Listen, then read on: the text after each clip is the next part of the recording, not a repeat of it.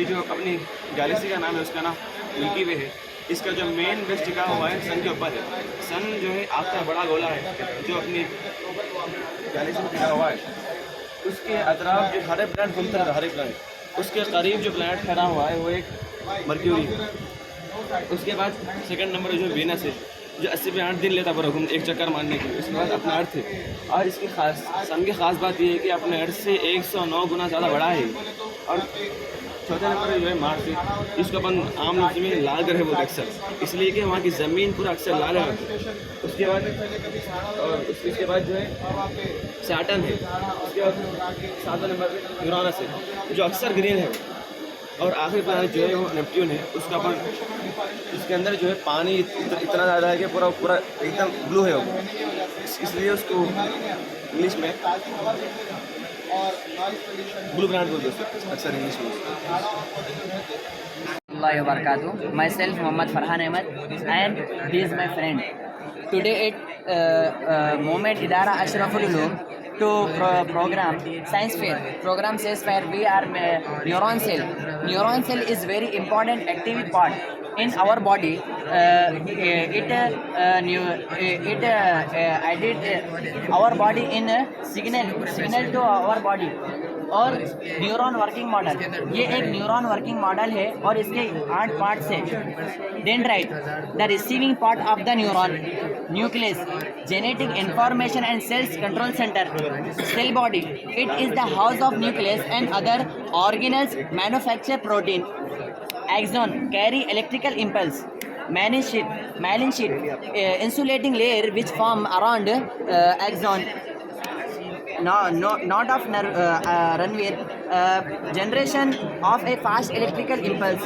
Squamous cell, a type of cell, neuron and function development.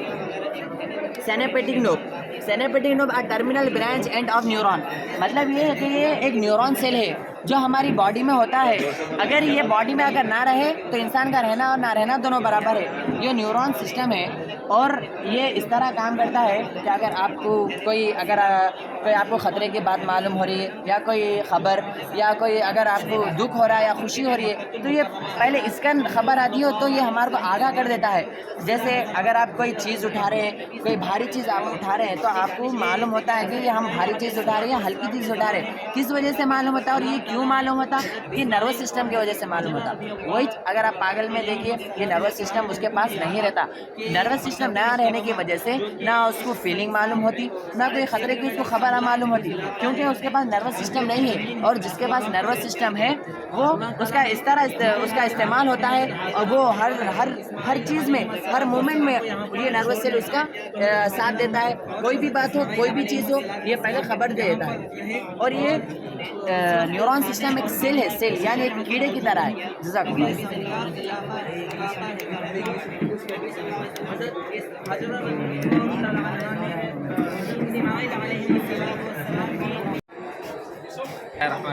السلام علیکم ورحمۃ اللہ وبرکاتہ. I am Abdul Mateen in 10th class. یہ ہمارا پروجیکٹ ہے جو مدرسے میں بنایا گیا ہے. یہ ہے ایفورسٹیشن اور یہ ڈیفورسٹیشن. اس کا مطلب یہ ہے کہ آج کے زمانے میں ہم لوگ جھاڑاں کاٹ رہے ہیں, جھاڑاں کاٹ رہے ہیں اور گھر بنا رہے ہیں, جس وجہ سے آکسیجن اور کمپنی والے نئے چیزیں ایجاد کر رہے ہیں. اس وجہ سے دھوئیں کی وجہ سے بادلوں پر اثر ہو رہا ہے اور یہ بادلیں کالے ہونے کی وجہ سے بن موسم بارش ہو رہی ہے, موسم میں تبدیلی پیدا ہو رہی ہے, دھوپ کبھی بڑھ جا رہی ہے. اس وجہ سے سورج کا رنگ بھی خراب ہو چکا ہے. اور یہ ہے ڈیفورسٹیشن. اس کا مطلب یہ ہے کہ آج ہم جھاڑاں کم کر دیے, جس وجہ سے ہمارے آکسیجن ہم صحیح سانس نہیں لے سک رہے, سانس میں تکلیف ہو رہی. اس وجہ سے نئے بیماریاں ایجاد ہو رہی ہیں. اس لیے ہم سب کو چاہیے کہ اپنے گھر کے سامنے ایک انسان کم سے کم ہر گھر کے سامنے 3 یا 4 جھاڑ لگائیں. جزاک اللہ خیر. السلام علیکم ورحمۃ اللہ وبرکاتہ.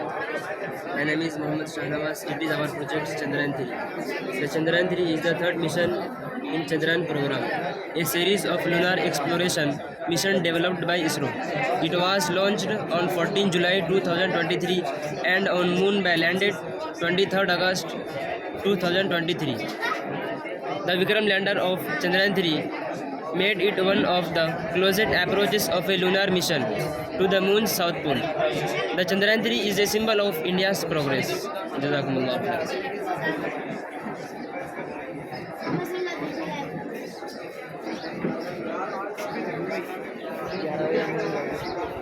ورحمۃ وبرکاتہ. یہ غزوہ حنین ہے. سن 8 ہجری میں یہ غزوہ پیش آیا. یہ دراصل حنین ایک جگہ کا نام ہے. وادی حنین ایک جگہ کا نام ہے جو کہ مکہ اور طائف کے درمیان کی ایک جگہ ہے جہاں جنگ ہوئی. اگر آپ پہلے مقامات کے نام معلوم کر لیے تو آپ کو واقعہ سمجھنے میں کوئی دشواری پیش نہ آئے گی. یہ چونکہ اوتاس ایک مقام کا نام ہے، نخلا بھی ایک مقام کا نام ہے، اور جعرانہ ایک مقام ہے، وہاں قلعہ بھی تھا. یہاں حوازن اور ثقیف کے 2 قبیلے تھے. واقعہ یہ ہے کہ جب آپ صلی اللہ علیہ وسلم 10,000 صحابہ اکرام کو مدینے سے لا کر، جس میں مہاجرین و انصار بھی تھے، مکہ کو فتح کر لیا، تو یہ 2 قبیلے حوازن اور ثقیف کو اندیشہ ہوا کہ مسلمان مکہ تو فتح کر چکے، اب کہیں ہم پر آ کر حملہ نہ کر دیں. تو ان کا جو سردار تھا مالک بن عوف، اس نے حکم دیا کہ مسلمان ہم پر حملہ کرنے سے پہلے ہم ہی ان پر حملہ کر دیتے ہیں.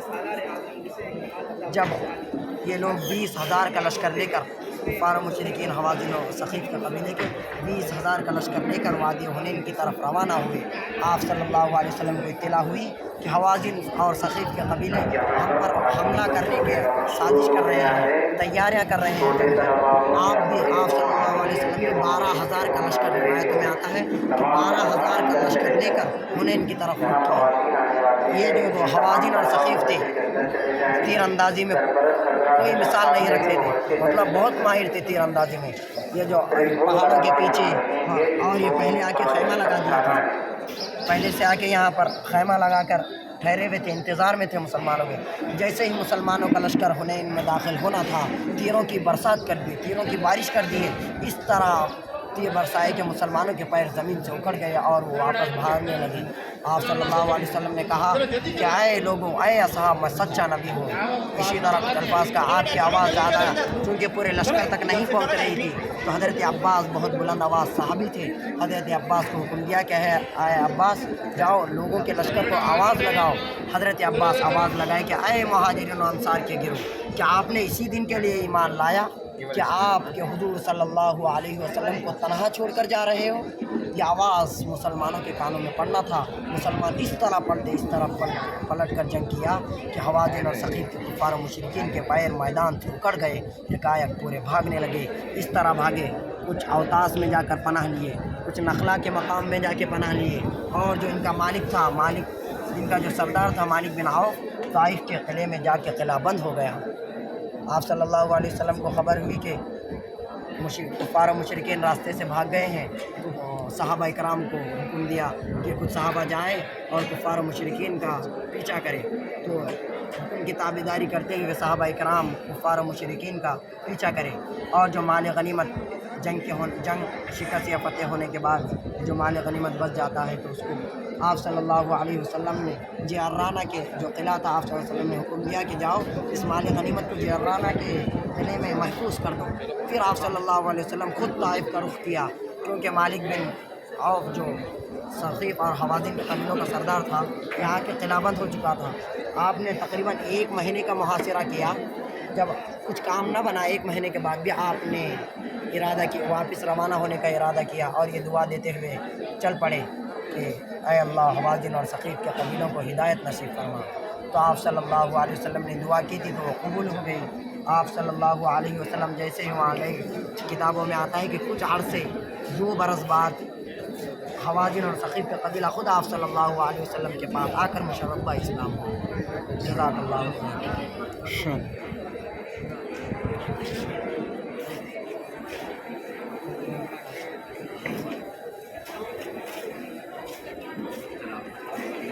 زندگی میں کھانا پینا ایک اپنا نشان العمل ہے، لیکن اپنے کو نہیں معلوم کھانا ان کے ذریعے سے کہا جاتا، پھر وہاں سے کن کن مرحلوں سے گزر کے खाना बाहर निकलता था।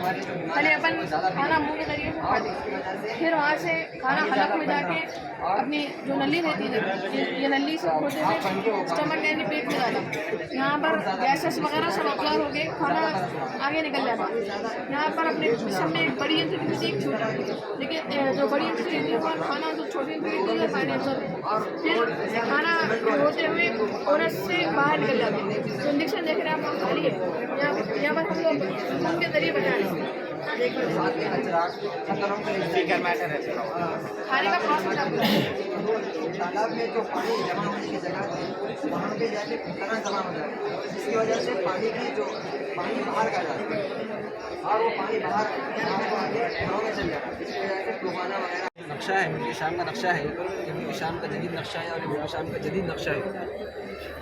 हमें इस क्योंकि नबी करीम सल्लल्लाहु अलैहि वसल्लम की अहादीस मुबारक और कुरान पाक की मुतअद्दिद आयत इसके बारे में मज़कूर है, इस बिना पर हमें इस बारे में बहस भी करना है। और नबी करीम सल्लल्लाहु अलैहि वसल्लम के इंतकाल के बाद यहाँ पर जब हज़रत अबू बकर रज़ियल्लाहु ताला अन्हु खलीफा बनाए गए तो उन्होंने मुर्तद्दीन से क़िताल करने के बाद सबसे पहले मुल्क शाम की तरफ अपनी तवज्जो मरकूज़ की। चुनांचे उन्होंने इस फ़तह के लिए इस इलाक़े को फ़तह करने के लिए हज़रत खालिद बिन वलीद रज़ियल्लाहु ताला अन्हु को रवाना किया कि वो इन इलाक़ों के मुल्क शाम को फ़तह करें। जब वो इन इलाक़ों में आए और उन्होंने दमिश्क के इलाक़े को फ़तह किया, जब उन्होंने दमिश्क के इलाक़े को फ़तह किया, जिस दिन दमिश्क का इलाक़ा फ़तह हुआ उसी दिन हज़रत अबू बकर रज़ियल्लाहु ताला अन्हु का इलाक़ा मदीनतुल मुनव्वरा में इंतकाल हो गया। चुनांचे उनके बाद हज़रत उमर इब्न ख़त्ताब रज़ियल्लाहु ताला अन्हु खलीफा बनाए गए तो उन्होंने हज़रत खालिद बिन वलीद रज़ियल्लाहु ताला अन्हु को माज़ूल करके उनकी जगह पर हज़रत अबू उबैदा इब्न जर्राह रज़ियल्लाहु ताला अन्हु को खलीफा बनाया। चुनांचे उन्होंने इन तमाम इलाक़ों को हिम्स पर तो एक मुआहदा हो गया था 1 साल के लिए, लेकिन हल्ब वगैरह और किनसरीन को फ़तह करते हुए इन इलाक़ों तक पहुँच गए। अब इन इलाक़ों के फ़तह करने के बाद सवाल ये हुआ कि आया आगे इन इलाक़ों इंताकिया और तुर्किया को फ़तह करे या फिर दोबारा फ़लस्तीन को फ़तह किया जाए। चुनांचे इसके लिए मदीनतुल मुनव्वरा में पूछा गया तो हज़रत उमर इब्न ख़त्ताब रज़ियल्लाहु ताला अन्हु को ये हुक्म आया कि आप इन इलाक़े को छोड़ दीजिए और सबसे पहले बैतुल मुक़द्दस और मस्जिद अक़सा को फ़तह कीजिए। चुनांचे हज़रत अबू उबैदा इब्न जर्राह की क़ियादत में तमाम की तमाम फ़ौज फ़लस्तीन आई और ये फ़लस्तीन का मुहासरा तकरीबन 4.5 माह किया गया, लेकिन फ़तह न हुई। और वो जो ईसाई पादरी थी वो आए और हज़रत अबू उबैदा इब्न जर्राह रज़ियल्लाहु ताला अन्हु से कहने लगे कि देखिए हमारी किताबों में बशारतें लिखी हुई है और पेशनगोई में लिखी है उस शख्स के बारे में जो इस इलाके को जो बैतुल मुक़द्दस को फ़तह करेगा और वो आप पर मुस्तबिक नहीं होती है, लिहाजा जो इसके सरबराह आला है हज़रत उमर इब्न ख़त्ताब रज़ियल्लाहु ताला अन्हु आएंगे तो हम उन्हीं के सुपुर्द करेंगे बैतुल मक़दिस को। चुनांचे हज़रत अबू उबैदा इब्न जर्राह रज़ियल्लाहु ताला अन्हु ने ये बात मदीनतुल मुनव्वरा भेजी और मदीनतुल मुनव्वरा से हज़रत उमर इब्न ख़त्ताब रज़ियल्लाहु ताला अन्हु निकले और बैतुल मक़दिस आए। चुनांचे वो जब आए तो ईसाइयों ने तमाम बैतुल मक़दिस की चाबियाँ हज़रत उमर रज़ियल्लाहु ताला अन्हु के सुपुर्द कर दी। चुनांचे ये इलाक़ा इस तरह मुसलमानों के कब्ज़े में 450 साल तक रहा। फिर इस तरह 1100 ईस्वी में यहाँ पर ईसाइयों को तसल्लुत हुआ और उन्होंने इस इलाक़े को फ़तह कर लिया, यानी फ़लस्तीन जो है तो ईसाइयों के कब्ज़े में चला गया। फिर इन इलाक़ों में सल्जूक़ियों की हुकूमत थी।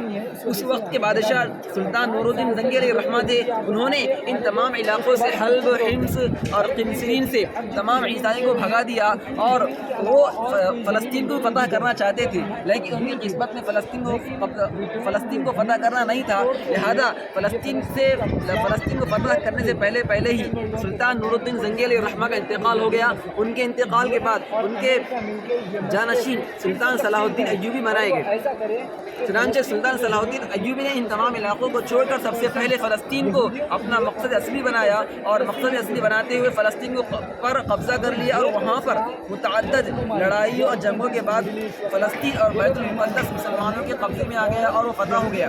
फिर इस तरह ये बैतुल मुक़द्दस और मस्जिद अक़सा मुसलमानों के कब्ज़े में रही। इस तरह होते होते सन 1500 ईस्वी में और 1500 और 1600 ईस्वी के दरमियान में जब यहाँ पर سلطنت عثمانیہ جو ارد گرد تمام علاقوں میں تمام علاقے فتح کر چکی تھی اور ان کی حکومت تمام علاقوں پر آ چکی تھی.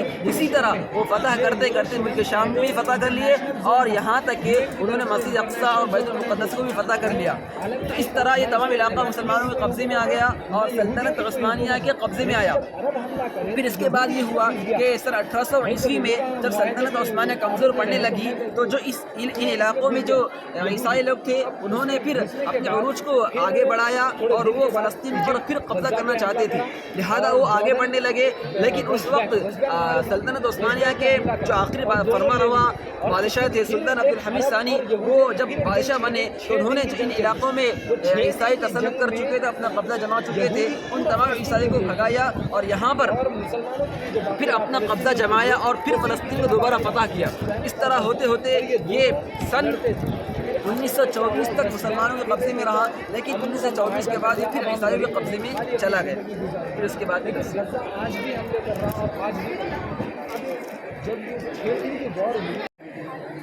اس میں یہ بتانا چاہ رہے ہیں کہ جب بھی پانی یعنی گورنمنٹ فیسلٹیز یہ جو پروجیکٹ ہے یہ ڈیم بھی اسی میں ایڈ ہے.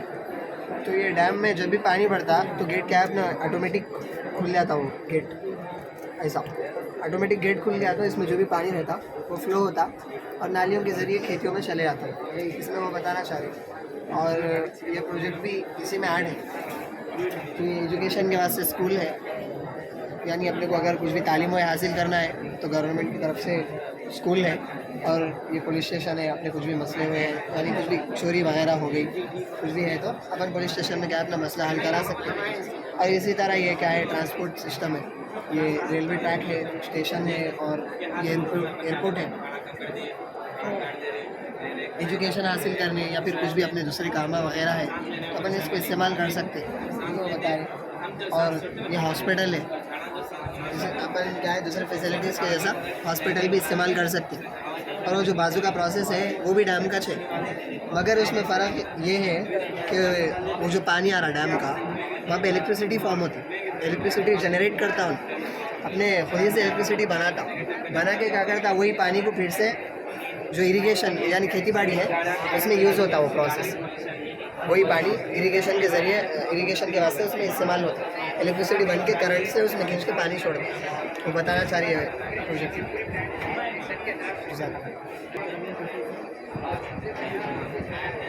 اسے الیکٹریسٹی کرنٹ بنتا. السلام علیکم ورحمۃ اللہ وبرکاتہ. ہمارے اس پروجیکٹ کا نام ہے اسکیلیٹل سسٹم. اسکیلیٹل سسٹم مانے ہڈیوں کا ڈھانچہ. ہمارے جسم میں جو ہے نا ہڈیوں کا ڈھانچہ ہے. ہمارے جسم میں ہڈیاں بہت کام آتی ہیں. مثال کے طور پر ہڈیوں کی وجہ سے ہم اس جگہ پر بیٹھ سک رہے ہیں. اور سے ہڈی نہیں رہتی تو نہ بیٹھ سکتے, نہ اٹھ سکتے, نہ چل سکتے, نہ کھا پی سکتے, نہ پھر سکتے, کچھ نہ کھیل کود کر سکتے ہیں. اسی لیے ہمیں ہڈیوں کی بات کرنا چاہیے. مثال کے طور پر اور سے ہمیں گردن کی ہڈی میں کچھ فالٹ آ گیا تو یہ جو ہے نا گردن صحیح نہیں کرتا, اتنا حصہ پورا صحیح کام نہیں کرتا, صحیح کام نہیں کرتا. اور ایک کندھے کی ہڈی میں کچھ فالٹ آ, شولڈر میں کچھ فالٹ آ, شولڈر کی ہڈی میں کچھ فالٹ آ گیا تو پورا ہاتھ صحیح کام نہیں کرتا. اور جو ہے نا پیروں کی ہڈیوں میں کچھ فالٹ آ گیا تو پیروں کی ہڈیاں صحیح کام نہیں کرتے. اللہ تعالیٰ کا بہت بڑا کرم ہے کہ اللہ تعالیٰ نے ہمیں ہڈیوں سے بنایا ہے اور ہڈیوں کی وجہ سے شیپ ملتا ہے, ہاتھ پیر کا شیپ ملتا ہے. اسی لیے ہڈیوں کی بہت بات کرنی چاہیے. جزاک اللہ. Digestive system. Our digestive system is a network of organs that help you digest and absorb nutrition from your food. Our gastrointestinal tract and biliary system.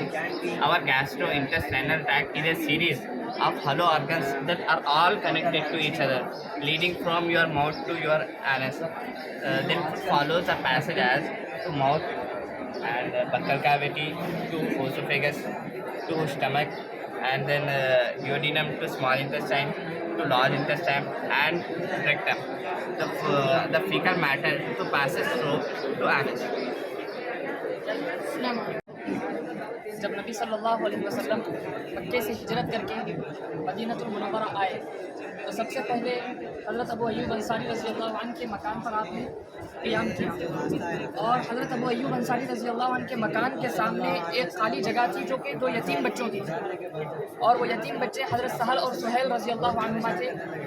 تو وہ جگہ آپ علیہ الصلوۃ والسلام کو پسند آئی، آپ علیہ الصلوۃ والسلام نے اس کا انتخاب کیا مسجد بنانے کے لیے۔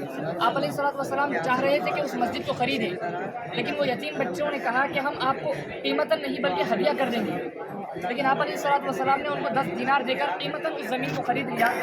زمین خرید کر آپ علیہ الصلوۃ والسلام نے یہ مسجد تعمیر کی۔ سب سے پہلے اس نقشے کے اندر ہمیں 3 مسجدیں دیکھنا ہے۔ تو سب سے پہلے یہ آپ علیہ الصلوۃ والسلام نے مسجد بنائی، اور جب تک آپ علیہ الصلوۃ والسلام مکے کے اندر تھے تو وہاں بین القبلتین یعنی بیت المقدس اور مکۃ المکرمہ کے درمیان رخ کر کے آپ نماز پڑھا کرتے تھے، لیکن جب مدینہ منورہ آپ ہجرت کر کے آ گئے تو یہ چیز یہاں پر دشوار ہو گئی، مشکل ہو گئی۔ جب یہ چیز یہاں مشکل ہو گئی تو اللہ تعالیٰ نے آپ علیہ الصلوۃ والسلام کو حکم دیا کہ بیت المقدس کی طرف رخ کر کے نماز پڑھیں۔ تو پھر آپ علیہ الصلوۃ والسلام بیت المقدس کی طرف رخ کر کے نماز پڑھنے لگے، اور بیت المقدس کے بالکل سامنے صفہ چبوترا ہے، اور یہ صفہ چبوترا صحابہ رضی اللہ عنہم اجمعین جو ہجرت کر کے مدینہ آئے تھے، جو غریب تھے، ان کے لیے آپ علیہ الصلوۃ والسلام نے رہنے کے لیے بنوایا تھا۔ پھر اسی کے ساتھ اس مسجد کو آپ علیہ الصلوۃ والسلام نے جس وقت تعمیر کیا 2 حجرے حضرت عائشہ حضرت سودا رضی اللہ عنہما کی بھی تعمیر کی، اور اس سے پہلے آپ علیہ الصلوۃ والسلام حضرت ابو ایوب انصاری رضی اللہ عنہ کے مکان پر رہتے تھے۔ یہ سب سے پہلے مسجد آپ علیہ الصلوۃ والسلام نے بنائی۔ اس کے بعد آپ علیہ الصلوۃ والسلام دوسری جو ہے مسجد کے اندر توسیع کی، اور یہ توسیع اس وقت ہوئی جب آپ علیہ الصلوۃ والسلام غزوہ خیبر سے آئے۔ غزوہ خیبر سے آنے کے بعد جب مسلمان بہت سارے لوگ اسلام میں داخل ہونے لگے تو جگہ اب وہ ناکافی ہو گئی، تو آپ علیہ الصلوۃ والسلام نے چاہا کہ مسجد کی توسیع کی جائے، اور اللہ نے جب حضور صلی اللہ علیہ وسلم بیت المقدس کی طرف رخ کر کے نماز پڑھتے تھے ہر وقت آپ کی یہ خواہش ہوتی تھی کہ قبلہ مکۃ المکرمہ کو بنا لیا جاتا۔ اللہ نے قرآن میں کہا کہ فَلَنُوَلِّيَنَّكَ قِبْلَةً تَرْضَاهَا، آپ جس کو پسند کرتے ہیں ہم آپ کو اس طرف پھیر دیتے ہیں۔ تو اللہ نے آپ کو جو ہے مکے کی طرف رخ کر کے نماز پڑھنے کا پھر حکم دے دیا، آپ صرف بیت المقدس کی طرف 16 یا 17 مہینہ رخ کر کے نماز پڑھیں، اس کے بعد مکے کی طرف قبلہ کر دیا گیا۔ اور یہ غزوہ خیبر کے بعد جب مسجد کی توسیع ہوئی تو اس وقت 2 کمروں کے بجائے 4 کمرے ہو گئے، 2 کمروں کا اضافہ کر دیا گیا، حضرت فاطمہ رضی اللہ عنہ کا، حضرت حفصہ رضی اللہ عنہ کا۔ پھر اس کے بعد حضرت عمر رضی اللہ عنہ کے زمانے میں بھی توسیع ہوئی، عثمان رضی اللہ عنہ کے زمانے میں ہوئی، پھر اس کے بعد ولید بن عبد الملک کے زمانے میں توسیع ہوئی، جن کے زمانے میں 4 مینار بنائے گئے، مسجد کے ہر طرف ایک مینار لگایا گیا۔ اس کے بعد دور خلافت میں خلافت عثمانیہ کے زمانے میں ہرا گنبد بنایا گیا۔ گنبد اس سے پہلے تھا لیکن گنبد بیضا کے نام سے تھا، یہاں پر گنبد خضرا کے نام سے ہوا، اور اس توسیع کے اندر حجرے اور آپ علیہ الصلوۃ والسلام کا جو روضہ تھا وہ مسجد کے اندر شامل کر لیا گیا، کیونکہ مسجد لمبی ہو گئی تھی۔ اور وہ جو گنبد بنایا گیا کہ وہ ہے جہاں آپ علیہ الصلوۃ والسلام توسیع سے پہلے امامت کرتے تھے، جہاں کھڑے ہو کر، اور توسیع کے بعد وہاں پر ایک نشان بنا لیا گیا کہ یہاں آپ علیہ الصلوۃ والسلام کھڑے ہو کر امامت کرتے تھے۔ اور اس کے بعد جب ہم مدینہ منورہ جاتے ہیں تو دیکھتے ہیں کہ وہاں ایک باب السلام نامی ایک دروازہ نظر آتا ہے، تو وہاں سے لوگ جاتے ہیں داخل ہو کر یہاں آپ علیہ الصلوۃ والسلام پر سلام پڑھتے ہیں۔ سلام پڑھنے کے بعد یہاں باب البقیع نامی دروازے سے باہر نکلتے ہیں تو فوراً یہاں پر جنت البقیع نظر آتا ہے، اور جنت البقیع پہلے اس مسجد سے پہلے شہر کے بہت باہر تھا، لیکن جب اس مسجد کی توسیع ہوئی تو یہ مسجد سے بالکل متصل ہو گیا۔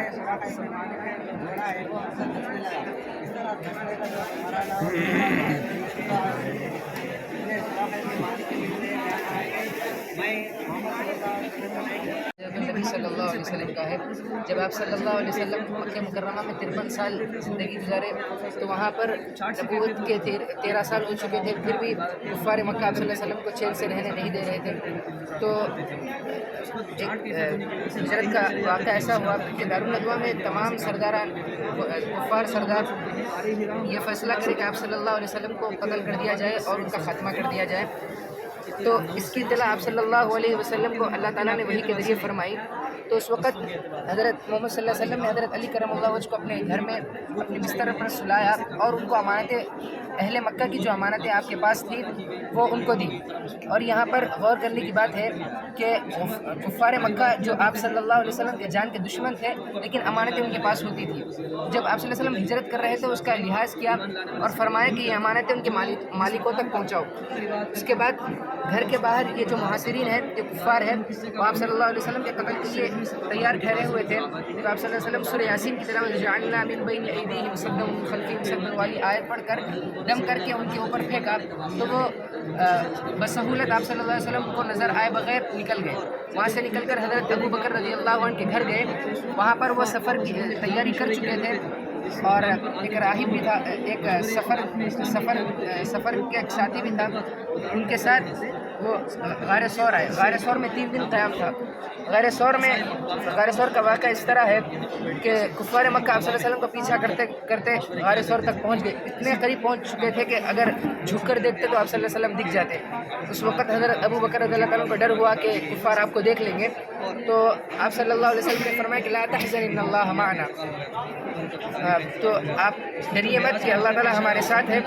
تو اللہ تعالیٰ نے اس وقت غار پر ایک مکڑی کا جالا رکھ دیا تھا جس کی وجہ سے لوگ یہ سمجھے کہ اس پر تو مکڑی کا جالا, اس میں تو کوئی جا نہیں سکتے, لہٰذا وہ دیکھ کر وہ واپس چلے گئے. پھر یہاں 3 دن کے قیام کے بعد خیمے معبد کے بعد پہنچے اور یہاں سے یہاں تک غار سے معبد کے خیمے تک 130 کلومیٹر کا فاصلہ ہے. جب یہاں پہنچے تو آپ صلی اللہ علیہ وسلم کو بھوک محسوس ہو رہی تھی. تو وہاں پر آپ صلی اللہ علیہ وسلم نے ایک بکری دیکھی اور وہ بکری بہت دبلی تھی اور اس کے تھنوں میں دودھ نہیں تھا. تو آپ صلی اللہ علیہ وسلم اللہ تعالیٰ سے دعا کرے اور اس پر ہاتھ پھیرے تو اس میں دودھ نکلا اور سب سیر ہو کر دودھ پیے. وہاں سے نکلنے کے بعد مکہ مکرمہ میں چونکہ اعلان ہوا تھا کہ آپ صلی اللہ علیہ وسلم کو جو گرفتار کر لائے گا اس کو 100 اونٹ دیے جائیں گے. تو سراقہ بن مالک آپ صلی اللہ علیہ وسلم کا پیچھا کرتے کرتے آپ صلی اللہ علیہ وسلم کے قریب پہنچے. جب قریب پہنچے تو ان کا گھوڑا دھسنا شروع ہو گیا سراقہ بن مالک کا. 1 مرتبہ دھسا, 2 مرتبہ دھسا, 3 مرتبہ سے جب 3 مرتبہ دھسا تو وہ سمجھ گئے کہ میں آپ صلی اللہ علیہ وسلم کو گرفتار نہیں کر سکوں گا. تو آپ صلی اللہ علیہ وسلم سے معافی مانگے اور عہد نامہ لے کر وہ پیچھے ہو گئے, چلے گئے پیچھے. اس کے بعد پھر جب یہ واقعہ ہوا اس سے آگے بڑھ کر آپ صلی اللہ علیہ وسلم قباء پہنچے. قباء یہ مسجد دور اسلام میں سب سے پہلی مسجد ہے جس کی بنیاد آپ صلی اللہ علیہ وسلم نے ڈالی اور اس کے بہت سے فضائل ہیں, قرآن میں بھی اس کا ذکر ہے. یہاں مسجد کی بنیاد ڈالنے کے بعد آپ صلی اللہ علیہ وسلم قبیلے بنو سالم پہنچے. وہاں آپ صلی اللہ علیہ وسلم نے جمعے کا پہلا خطبہ دیا.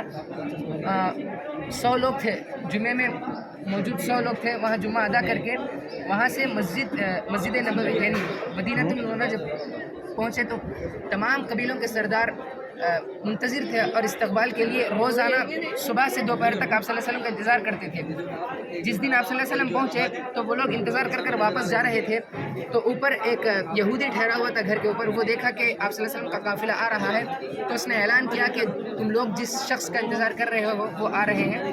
تو وہ استقبال کے لیے آئے اور ان سب کی خواہش تھی کہ وہ ہمارے قبیلے میں رکے, ہمارے گھر میں رکے تاکہ ان کو مہمان نوازی کا شرف حاصل ہو. لیکن آپ صلی اللہ علیہ وسلم نے فرمایا کہ میری اونٹنی اللہ تعالیٰ کے تابع ہے, اللہ تعالیٰ اسے جہاں حکم دے کہ وہ وہاں رکے گی. تو آپ صلی اللہ علیہ وسلم کی مہمان نوازی کا شرف حضرت ابو ایوب انصاری رضی اللہ تعالیٰ عنہ کو حاصل ہوا. وہ اونٹنی جا کر حضرت ابو ایوب انصاری رضی اللہ عنہ کے گھر کے پاس بیٹھی. جب وہ بیٹھی تو وہ وہاں 6 مہینے قیام کرے. سب سے پہلے وہ فرمائے کہ تعظیم کے طور پر آپ اوپر رہیں, ہم نیچے رہیں گے. تو آپ صلی اللہ علیہ وسلم نے فرمایا کہ میں نیچے رہوں گا اس لیے کہ جو لوگ مجھ سے ملنے آئیں گے تو ان کو دشواری ہوگی, اس لیے میں نیچے رہوں گا. یہاں 6 مہینے آپ صلی اللہ علیہ وسلم کا قیام ہوا. اس کے بعد جب یہ اسی مدت میں آپ صلی اللہ علیہ وسلم کو ایک زمین پسند آئی مسجد نبوی کے لیے, تو آپ صلی اللہ علیہ وسلم وہ 2 یتیموں کی تھی. اس کا اللہ تعالیٰ نے آپ صلی اللہ علیہ وسلم نے اس کو کچھ رقم ادا کر کے اس کو حاصل کرنے کی کوشش کی. اور یہ جو علاقہ ہے یہ بنو نجار ہے, یہ جو قبیلہ ہے یہ آپ صلی اللہ علیہ وسلم کا ننیال بھی تھا. تو یہاں پر ایک مسجد نبوی کے لیے زمین پسند آئی اور مسجد نبوی کا نقشہ آگے.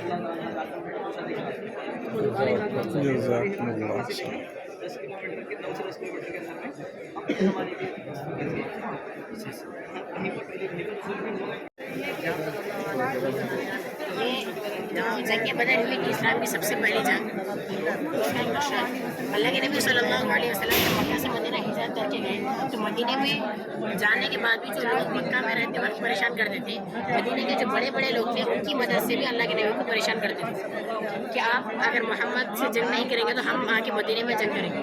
تو اللہ کے نبی صلی اللہ علیہ وسلم نے یہ پلان بنایا کہ مکہ سے ملک شام جو راستہ جو قافلہ تجارت کے لیے جاتا ہے بدر پر آ کے اس قافلے کو روک لیا جائے تاکہ اس قافلے کے بعد جو مال آئے گا اسے مدینے پر چڑھائی نہ ہو. تو اللہ کے نبی صلی اللہ علیہ وسلم کو یہ اپنے جاسوسوں کے ذریعے سے خبر ملی کہ مکہ سے ابو سفیان کا قافلہ ملک شام تجارت کے لیے جا رہا ہے. تو اللہ کے نبی 200 صحابہ کو لے کر آئے اس قافلے کو روکنے کے لیے. لیکن ہوا یہ کہ اللہ کے نبی کے اور صحابہ کے آنے سے وہ قافلہ ملک شام نکل چکا تھا.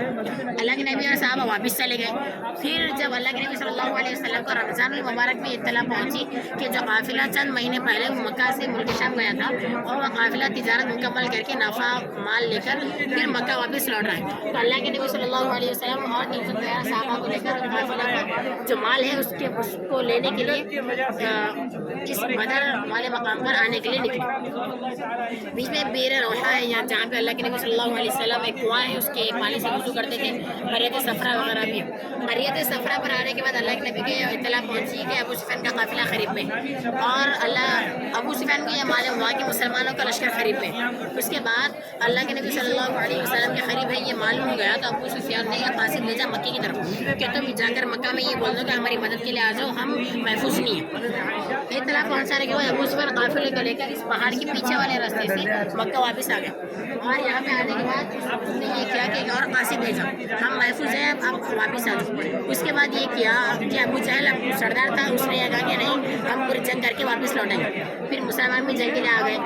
قریش نے یہاں پہ پڑاؤ ڈالا، مسلمانوں نے یہاں پہ پڑاؤ ڈالا. 17 رمضان المبارک سن 2 ہجری میں جنگ شروع ہوئی. 3 صفیں بنائی گئی تھی، قریش کی یہ صفیں تھی.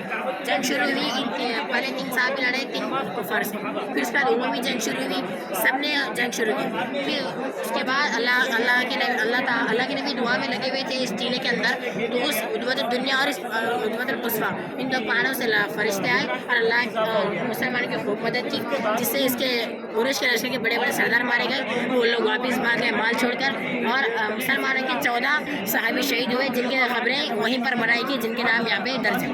پھر اس بعد جنگ ختم ہو گئی. جنگ ختم ہونے کے بعد 2-3 دن کے بعد مسلمانوں نے مال غنیمت کو لے کر مدینہ روانہ ہوئے. بیچ میں جو مکہ میں سیر پڑتا ہے وہاں پہ مال غنیمت تقسیم ہوا. پھر لوگ مدینے کے لیے روانہ ہوئے. بتانے کا مقصد یہ ہے کہ اس کے بعد جو ترمیمات ہوئی وہ اس کے اطراف میں ہوئی. اس نقشے کے اندر جو ترمیمات نہیں ہوئی. انہوں نے خلافت عثمانیہ کے زمانے ہی میں گنبد کا جو ہے ہرا رنگ لگایا گیا. اس کی وجہ سے گنبد خضرا مشہور ہو گیا، ورنہ اس سے پہلے تو گنبد بیضا نام سے مشہور ہے. جب پہلی مرتبہ یہ روضۃ الرسول کو بنایا گیا تو یہ لکڑی کا تھا، بعد میں اس کو اینٹوں کا